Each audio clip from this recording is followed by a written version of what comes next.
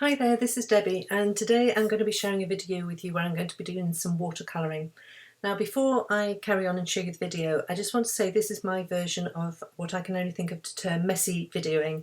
I would like to share more videos. I know a lot of you would like to see more videos from me, but often I just don't have the time to produce the well thought out, with everything prepared in advance type of videos.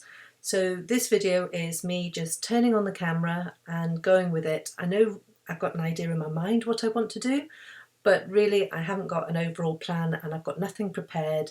So it's a case of turn the video on and let's just see where we end up. I've already got a few things out on my table. I've got my Winsor & Newton paints, some paper towel brushes, and I'm using the stitched Wreath die from Simon Says Stamp for this card. I've got my cup of tea well prepared, and I'm just going to sit and mainly just do some very rough and ready watercolouring. Before I start, I use a water mister to spray my paint so that I'm not continuously having to dip into my jugs of water. I use 2 jugs of water now. I found that this is very helpful. I know some people like to use 1 jug of water for cool colours and 1 jug of water for warm colours so that your water doesn't get too muddy. I know other people like to rinse the brush out in the first jug and then clean it even further by rinsing it out in the second jug. I'm starting with a wash of water over the whole of the card, and then I'm bringing in some cobalt blue light from Winsor & Newton into a light wash over the top of that, and then I've also got some De La Rowney Phthalo Turquoise, I think it is, the darker one, and I've added that in and just created some darker tones within the blue watercolour wash. I'm going to leave that to dry while I'm now going to mix up some paint colour to start painting the leaves. I want some nice yellows, oranges, reds. I actually quite like raspberry kind of colours for autumn leaves rather than true reds, and some oranges and browns. And I'm going to go through, and for keeping it very loose, I'm only painting part of the leaf. I actually quite like to see some white highlights on the edges of the leaves. And I'm going through and giving each of the leaves a light layer of colour before going back in with some darker tones so there's some variation. I'll play some music while I finish colouring these leaves, and I'll be back in a couple of minutes.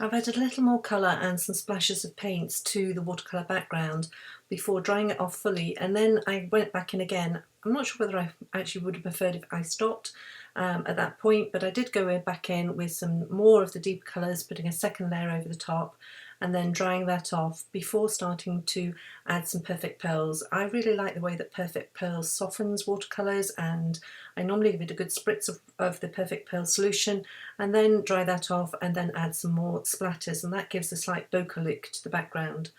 We've been lucky recently to have some absolutely glorious weather with the sun streaming through my window.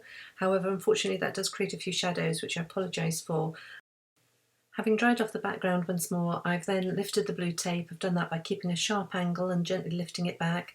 And I'm now moving on to giving the same sort of treatment to the leaves. These are having the same Perfect Pearl solution splattered all over them, giving them a really good dose of that. And then I've dried those off using the heat tool, and now I'm going back in with some Heidi Swap Colour Shine in gold. I'm giving those a good dunk in any of the spare spray, and then I'm going to leave them to dry. In the meantime, I'm going to go back to my watercoloured panel. Now this got quite warped because I wasn't able to tape it down along 4 sides. Now one way to counteract that is to run it through your die cutting machine without any dies on it. I just covered it with a piece of paper to stop my cut up dies leaving any marks on the paper. Run it through, and then once it was flattened out a bit, I then ran it through with the stitched leaf die, the stitched leaf Wreath die from Simon Says Stamp.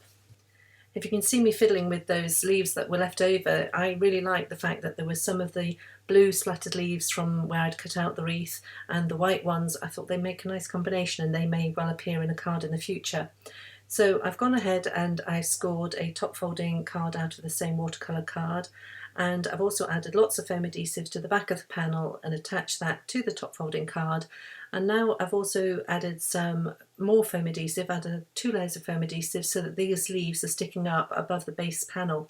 And I've added that to each of the holes where the leaves are going to be, and then choosing my colours and placing them onto the foam adhesive. I'm not laying these leaves directly onto their corresponding die cut hole. I'm actually putting them slightly at an angle so that you can still see some of the shadows and the stitching and the leaves, and it makes it a bit of a more loose design, which I actually quite like. And it was at this point that I realised that in all my watercolouring I'd missed doing a small leaf that needed to be watercoloured, so I went back in, watercoloured that small leaf, and then with any of the other spare leaves that were left over, I then added another layer of leaves around the wreath, adding them in with some more foam adhesive. I'm making this card for my sister whose birthday is in October, so I want to have a happy birthday sentiment to go with it, and I've chosen these happy birthday dies. I didn't want to cover up too much of the watercolouring, so I wanted something that was nice and elegant and didn't take up too much of the background. I've cut them from some die cuts with the View gold glitter card, and then used some matte multimedium adhesive from Ranger to carefully add those so that they sort of overlay some of the leaves and equally onto the background. I recently bought myself some new enamel dots. I love enamel dots, but a lot of the ones I've had for a long time and they're not necessarily available for other people to buy if they so wish to. So I do like to use products that everybody can actually get their hands on. So recently I bought myself some Simple Stories enamel dots, and I think there's also some there from at Echo Park. And in addition to that, I've got my big tub of sequins, and I added a few sequins from Lucy Abrams. That's Little Things by Lucy's Cards, and that was their Gold Dust colourway. That completes this card with lots of layering and dimension and loose watercolouring. All the products I've used I will list down in the YouTube description and also on my blog limedoodledesign.com. I hope you've enjoyed this slightly more messy style of videoing rather than the ones where I've prepared things in advance. I'd like you to join me again, so if you would like to see more from me then please click subscribe and I'll do my best to call in more often.